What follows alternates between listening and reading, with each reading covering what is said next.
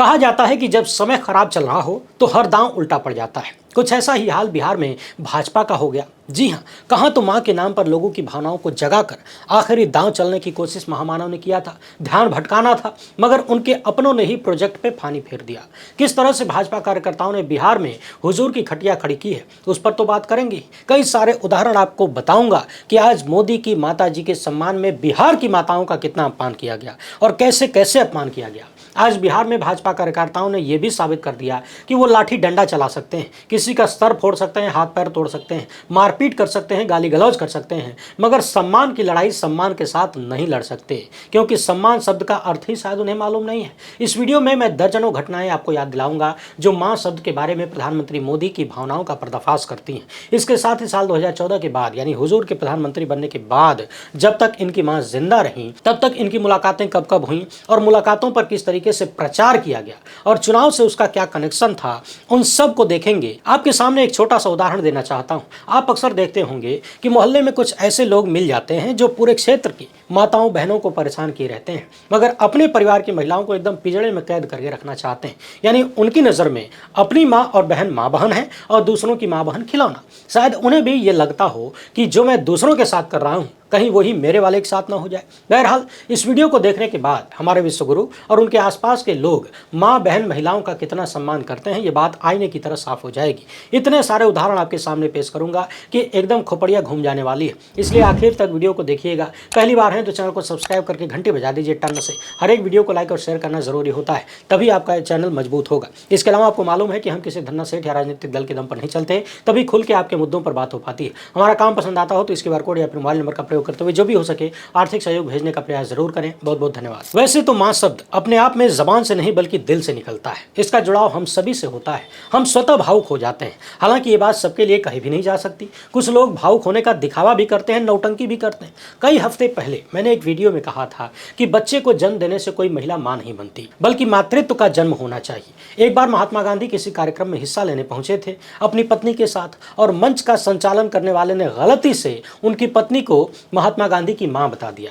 जब गांधी जी बोलने आए, मंच पर चढ़े, तो उन्होंने कहा कि जो व्यक्ति मंच का संचालन कर रहे थे गलती से उन्होंने सच बोल दिया, मेरी पत्नी को मेरी मां बता दिया। आप भी सुनकर कंफ्यूज आ रहे होंगे। महात्मा गांधी ने कहा कि जब मेरा इनसे विवाह हुआ था तो ये मेरी पत्नी के रूप में थी, मगर अब हमारा जुड़ाव इतना गहरा हो गया है कि ये मेरी मां बन गई हैं, मां की तरह ख्याल भी रखती हैं। महात्मा गांधी का ये उदाहरण देते हुए रजनीश ओशो कहते हैं कि असल में पत्नी का मां बन जाना ही अर्धांगिनी होता है। यहाँ समझने वाली बात यह है कि आपसी प्रेम से किसी के भी भीतर मातृत्व का भाव पैदा हो सकता है, जो बात महात्मा गांधी ने सरेआम मन से कह दिया था अपनी पत्नी के बारे में।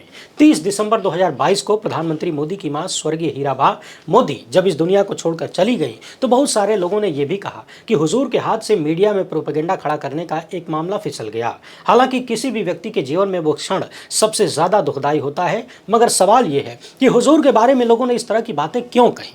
तो सबसे पहले हम जरा इसी का एनालिसिस कर लेते हैं कि यह बात क्यों होती है कि भारतीय राजनीति में शायद ही किसी नेता ने मां को लेकर इतना राजनीतिक प्रोपेगेंडा पैदा किया हो। वैसे आप लोग ही बताइए, क्या आपने कभी किसी को देखा कि वो अपनी मां से मिलने जा रहा हो और आसपास ढेर सारे कैमरामैन खड़े हों, बड़ा बड़ा कैमरा लेकर लाइट लेकर घूम रहे हों? क्या मां से मुलाकात करना, उनके साथ बैठकर नाश्ता करना, भोजन करना, बातचीत करना, ये सारी शोबाजी की चीजें हैं? 16 मई 2014 को जब चुनाव परिणाम आ रहे थे पहली बार, तो नरेंद्र मोदी अपनी माता जी से मिलने पहुंचे। 17 सितंबर 2014 को जन्मदिन के अवसर पर मिलने पहुंचे। ध्यान रखिएगा, इसके लगभग एक महीने बाद ही महाराष्ट्र हरियाणा में चुनाव थे, यानी चुनावी माहौल था। और आपको याद तो होगा ही, हुजूर जब मां से मिलने जाते थे तो कितने दिनों तक गोदी मीडिया पर सिर्फ मां और बेटे की भावनात्मक कहानियां चलाई जाती थी। हिंदुस्तान भावनाओं का देश है और मां के प्रति सबकी भावनाएं अलग ही लेवल पर होती हैं, होनी भी चाहिए। बार बार ये सवाल उठा कि मां से मुलाकात पर इतना प्रोपेगेंडा क्यों, और हर बार चुनाव के आसपास क्यों? 15 मई 2016 को भी हुजूर अपनी माताजी को लेकर प्रधानमंत्री आवास पर पहुंचे थे। इसे लेकर भी कई दिन तक गोदी मीडिया में खबरें चलती रही, वीडियो चलते रहे, तमाम देश के मुद्दों को छोड़कर। हालांकि लोगों ने बहुत सारा सवाल भी पूछा कि ऐसी उम्र में आप अपनी मां के साथ क्यों नहीं रहते, मां को दिल्ली में सुख सुविधाओं के बीच क्यों नहीं रखते? पत्नी को लेकर भी सवाल उठते हैं कि इतना बड़ा आपको सरकारी आवास मिला है, आपकी पत्नी के साथ रहना चाहिए, क्यों नहीं रहते? आपके साथ वो क्यों नहीं रह सकती? बहरहाल अभी चर्चा केवल मां की हो रही है। 17 सितंबर 2016 को भी जन्मदिन के अवसर पर दोबारा ये पहुंचे थे मिलने के लिए। 10 दिसंबर 2016 को को फिर से मिलने पहुंचे। और इसके बाद कुछ ही दिनों में उत्तर प्रदेश, पंजाब, गोवा, मणिपुर, उत्तराखंड के विधानसभा चुनाव होने वाले थे। ध्यान रखिएगा, हर बार चुनाव के आसपास ऐसी मुलाकातों की तस्वीरें, वीडियो गोदी मीडिया में खूब घुमाई गई। 10 जनवरी 2017 को भी मां के साथ नाश्ता किया और अगले कुछ ही सप्ताह बाद फिर से चुनाव थे। इसके बाद 17 सितंबर 2017 को आशीर्वाद लेने पहुंचे। कुछ ही दिन बाद गुजरात में चुनाव थे। 19 जनवरी 2019 को मां से मिलने पहुंचे, लोकसभा का चुनाव था। 5 मार्च 2019 को फिर से मां के साथ भोजन किया। लोकसभा का चुनाव का माहौल एकदम टाइट हो चुका था, यानी अगले जन्मदिन के मौके पर भी मुलाकात किया। और अगले महीने महाराष्ट्र, हरियाणा विधानसभा चुनाव था और गोदी मीडिया खूब प्रोपेगेंडा चला रहा था मुलाकात। 30 अक्टूबर 2019 में फिर से मुलाकात करने पहुंचे। अगले महीने में झारखंड का विधानसभा चुनाव था, यानी चुनाव का माहौल गर्म हो चुका था। 18 जून 2022 को मां की उम्र 100 साल हुई, तब भी प्रधानमंत्री मुलाकात करने पहुंचे। 27 अगस्त 2022 को फिर से मिलने पहुंचे। कुछ महीने बाद गुजरात में चुनाव थे।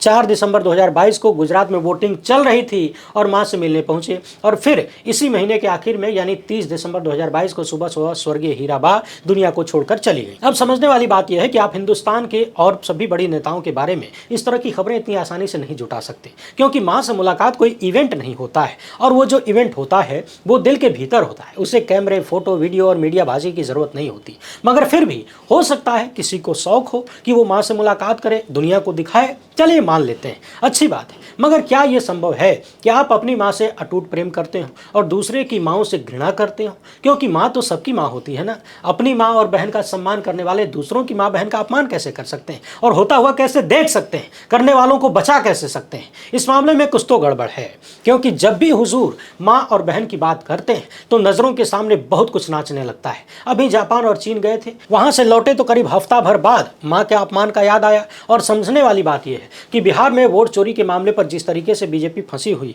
यह ऐतिहासिक है। जनता का जैसा विरोध है वैसा कभी देखने को नहीं मिला पिछले 11.5 सालों में। यानी वोट चोरी के मामले पर जब सवालों के जवाब नहीं है तो बीजेपी कुछ न कुछ ऐसा ढूंढ रही थी कि ऐसा मिल जाए जिससे चर्चा बदल दी जाए। आपको बता दें कि बिहार के दरभंगा में वोटर अधिकार यात्रा के दौरान मंच से जिस व्यक्ति ने, यानी मोहम्मद रिजवी या फिर राजा नाम के जिस व्यक्ति ने कथित तौर पर गाली दी, वो किस पार्टी का सदस्य है, यह अब तक खुलासा नहीं हुआ। हालांकि कुछ लोगों ने दावा किया था कि वो भाजपा का ही है, मगर यह दावा फर्जी निकला। और सबसे महत्वपूर्ण बात यह कि जब उसने ये कथित गाली दी तो मंच पर न तो आरजेडी या फिर कांग्रेस के कोई भी बड़े नेता उपलब्ध नहीं थे, न तो राहुल गांधी थे, न तेजस्वी यादव थे। मगर समझने वाली बात यह है कि उपलब्ध न होने के बाद भी इन दोनों नेताओं पर जगह जगह एफआईआर हो गई बिहार में। बहरहाल ये तो 11 साल की जमा पूंजी है कि विपक्ष के लोगों पर, सवाल करने वालों पत्रकारों पर बेमतलब एफआईआर हो जाएगी, जबकि गुजराती जोड़ी और इनके लोगों पर बड़े बड़े कांड करने के बाद भी न कोई जांच, न एफआईआर। सोचिए, 50 करोड़ की गर्लफ्रेंड, जर्सी गाय, कांग्रेस की विधवा, ये सारी बयानबाजियां नरेंद्र मोदी ने की थी। प्रियंका गांधी को लेकर इन्होंने कैसी उटपटांग बातें की, सोनिया गांधी को लेकर क्या कुछ नहीं बोला। यदि कांग्रेसियों ने एफआईआर किया होता तो हुजूर का जीवन तारीख पे तारीख में ही कट जाता।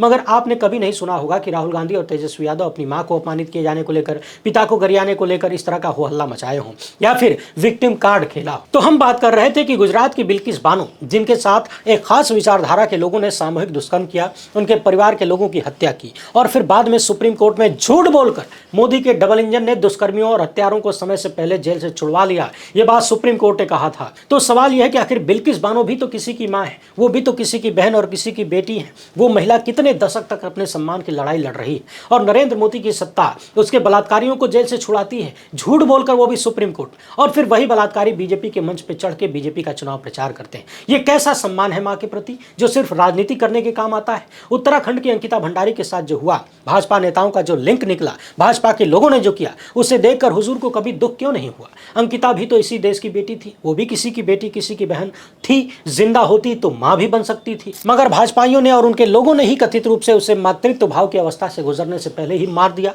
बनारस हिंदू यूनिवर्सिटी की उस छात्रा को याद करिए जिसे भाजपा आईटी सेल के 3 गुर्गों ने कथित रूप से बंदूक की नोक पर दुष्कर्म किया और फिर वो तीनों गुर्गे नरेंद्र मोदी से लेकर बीजेपी के तमाम बड़े नेताओं के साथ फोटो खिंचवाए नजर आए। इसके बाद वो महीनों तक मध्य प्रदेश में जाकर बीजेपी का प्रचार करते रहे। अभी नई घटना है, आज पता लगाइए, शायद सब के सब जमानत पर बाहर है, छूट कर आ गए। और जब छूट कर आए तो इस तरह से माला पहनाया गया, लड्डू खिलाया गया, मानो जंग जीत कर आए हो सकता है भाजपाइयों के लिए ये जंग ही रही हो। और जरा पता लगाइए, जिस बिटिया के साथ ये सब कुछ भाजपा आईटी सेल के गुर्गों ने किया, उसके साथ अब क्या क्या हो रहा है। क्या वो किसी की बहन, किसी की बेटी नहीं है? नरेंद्र मोदी बिहार के चुनाव को देखकर कह रहे हैं कि ये मेरी मां का अपमान नहीं बल्कि पूरे भारत की मां, बहन और बेटी का अपमान है। तो आपके आईटी सेल के गुर्गों ने जो किया वो किसी बेटी का अपमान नहीं था क्या? उसी बिहार में आए दिन कितनी मां, बहन, बेटियों के साथ क्या क्या हो रहा है। हाल ही में एक दलित बिटिया को दुष्कर्म करके मार दिया गया। क्या वो किसी की माँ बहन बेटी नहीं थी? वीडियो में बने रहिएगा, आगे बहुत कुछ है देखने को। अभी तो पूरी लिस्ट देखनी बाकी है। और आज बिहार में माताओं बहनों का कैसा अपमान हुआ है आज की तारीख में, वो भी देखना जरूरी है। याद करिए मणिपुर की वो घटना जिसमें देश की सेना में काम करने वाले हमारे सैनिकों की पत्नी को निर्वस्त्र करके सड़क पर घुमाया गया, उसके शरीर के साथ किस तरीके से खेला जा रहा था। भूले तो नहीं होंगे आप? क्या वो किसी की माँ बहन बेटी नहीं थी? आखिर हुजूर अब तक मणिपुर जाने की हिम्मत क्यों नहीं जुटा पाए? कहा जाता है कि मणिपुर में न जाने कितनी 100 महिलाओं के साथ दुष्कर्म किया गया। मणिपुर को जलता हुआ छोड़कर क्यों भागे हुजूर? महिला पहलवानों का मामला तो आपको याद ही होगा। यौन शोषण का आरोप उन्होंने भाजपा नेता ब्रजभूषण शरण सिंह पर लगाया था, जो कि नरेंद्र मोदी के बेहद करीबी थे। और बार बार यह आरोप लगता है कि नरेंद्र मोदी की सत्ता ने उन्हें बचा लिया। सवाल यह है कि क्या विनेश फोगाट, साक्षी मलिक जैसी तमाम महिलाएं किसी की मां बहन बेटी नहीं है? कर्नाटक में जाकर नरेंद्र मोदी प्रज्वल रेवन्ना का हाथ पकड़ के उसे मजबूत करने की अपील जनता से कर रहे थे, वोट मांग रहे थे, कह रहे थे कि हमको वोट देंगे यानी प्रज्वल को वोट देंगे तो एक दूसरे को मिलेगा। नरेंद्र मोदी के प्रज्वल रेवन्ना के साथ रिश्तों को याद करिए। इस व्यक्ति पर आरोप लगा कि इसने लगभग 500 महिलाओं के साथ दुष्कर्म किया और उनके वीडियो बनाकर पेन ड्राइव में रखा था, ब्लैकमेल भी करता था। उस समय खबरें चल रही थी कि कथित रूप से 3000 के आसपास वीडियो इसने बना रखे थे और पीड़िताओं में हर उम्र की महिला शामिल थी, यानी बड़े बड़े अधिकारियों, नेताओं, कार्यकर्ताओं के परिवार की महिलाओं को भी इसने नहीं छोड़ा था कथित रूप से। और कहा यह भी गया कि कर्नाटक के कुछ नेताओं ने दिल्ली तक भाजपा में बड़े बड़े लोगों तक ये बात पहुंचाया था, फिर भी बीजेपी ने इस प्रज्वल रेवन्ना को टिकट दिया, चुनाव को मद्देनजर रखते हुए, वोटों को मद्देनजर रखते हुए। और न सिर्फ चुनावी मैदान में उतारा बल्कि नरेंद्र मोदी स्वयं जाकर इस बलात्कारी के लिए वोट मांग रहे थे। अभी अगस्त के महीने में ही अदालत ने इसे दोषी करार दिया। अपने ही घर में काम करने वाली एक सहायिका के साथ कथित दुष्कर्म के मामले में आजीवन कारावास की सजा हुई, यानी ये दोष सिद्ध अपराधी है। राम रहीम को याद करिए, ये भी दोष सिद्ध है, लंबे कारावास की सजा भोग रहा है, मगर हर चुनाव से पहले कथित रूप से भाजपा की मदद करने के लिए इसे जेल से बाहर निकाला जाता है, क्योंकि इसका अपना एक वोट बैंक है। कभी जन्मदिन मनाने बाहर आ जाता है, कभी चुनाव कराने बाहर आ जाता है और कभी भाषण देने भी आता है, और जैसे काफिले के साथ बाहर आता है ऐसा लगता है हरियाणा का असली मुख्यमंत्री यही है। सवाल यह है कि इसने जिन महिलाओं के साथ गलत किया, क्या वो किसी की मां बहन नहीं थी? आसाराम को याद करिए, कहा जाता है कि उनकी पॉलिटिकल पकड़ यानी वोटों की ताकत उतनी नहीं है जितनी राम रहीम की है, इसलिए आसाराम बार बार राम रहीम की तरफ बाहर नहीं आ पाते हैं, सुख सुविधाएं उतनी नहीं मिलती हैं। सवाल यह भी है कि गुजरात में जिस लड़की की जासूसी कराने का आरोप हुजूर पर लगता है, वो भी किसी की मां बहन या बेटी नहीं है क्या? भाजपा की पूर्व विधायक कुलदीप सिंह सेंगर को याद करिए, पीड़िता के साथ इसने क्या किया, उसके पूरे परिवार के साथ क्या किया। बाद में बीजेपी ने पार्टी से निकाला जब सजा वगैरह हो गई तो संभवतः। ब्रजभूषण सिंह का केस तो आपको याद ही है, एमजे अकबर जो कि मीटू मामले में खूब बदनाम हुए, निहाल चंद मेघवाल, इन पर भी कैसे कैसे आरोप लगे, स्वामी चिन्मयानंद पूर्व केंद्रीय मंत्री, लॉ स्टूडेंट ने कौन कौन से आरोप लगाए थे। इन लोगों ने जिन महिलाओं के साथ गलत किया, क्या वो किसी की मां बहन बेटी नहीं है? बीजेपी के पूर्व मंत्री रमेश जकरीहोली कर्नाटक से थे, इन पर सेक्स फॉर जॉब का आरोप लगा, यानी भाजपा के लोग बिहार में लैंड फॉर जॉब का आरोप लगाते थे लालू परिवार पर, और उनकी पार्टी का नेता नौकरी के नाम पर यौन शोषण करता था, ऐसे आरोप लगे। हरियाणा के मंत्री संदीप सिंह पर महिला कोच के साथ यौन उत्पीड़न का आरोप लगा। भाजपा एमएलए उत्तराखंड से महेश नेगी पर भी इस तरह से दुष्कर्म का आरोप लगा। बीजेपी सांसद केसी पटेल पर भी दुष्कर्म का आरोप लगा। बाद में महिला को हनी ट्रैप जैसे मामलों में कथित रूप से फंसाने की कहानियां सामने आई। राजेश गोहाइन बीजेपी सांसद, इन पर भी दुष्कर्म का मामला दर्ज हुआ। इस तरह से ऐसे बहुत सारे नाम हैं, आप गिनते गिनते थक जाएंगे, गिनती खत्म नहीं होगी। सवाल यह है कि ये लोग भी किसी के मां बहन बेटी थे या नहीं। और उससे भी महत्वपूर्ण सवाल यह है कि आज बिहार में प्रधानमंत्री मोदी की मां के अपमान को लेकर बीजेपी ने बंद बुलाया, खूब हो हल्ला मचाने की कोशिश की, और इस दौरान बीजेपी के लोगों ने सोनिया गांधी के बारे में अनाप शनाप बोला।